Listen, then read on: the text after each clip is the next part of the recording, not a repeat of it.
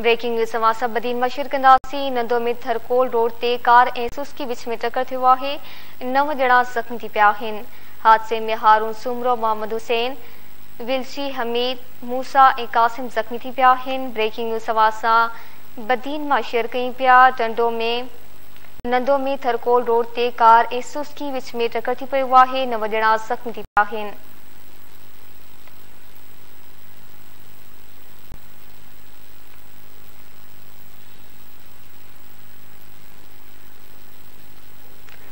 हादसे में हारून सूमर, मोहम्मद हुसैन, सेवची, विलची, हमीद, मूसा ऐं कासिम ज़ख़्मी थी पिया आहिनि। ख़बर आवाज़ बदीन मां शेयर कयूं पिया। नंदो में थरकोल रोड ते कार ऐं सुस्की विच में टक्कर थी पियो आहे। 9 ॼणा ज़ख़्मी थी पिया आहिनि।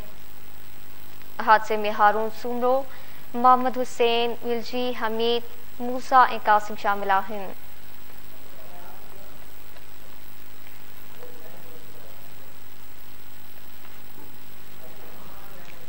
बदीन मां तफ़सील मालूम कंदासीं अली मोहम्मद शानी खां। जी अली मोहम्मद शानी, हादसे बाबति आगाह कजो।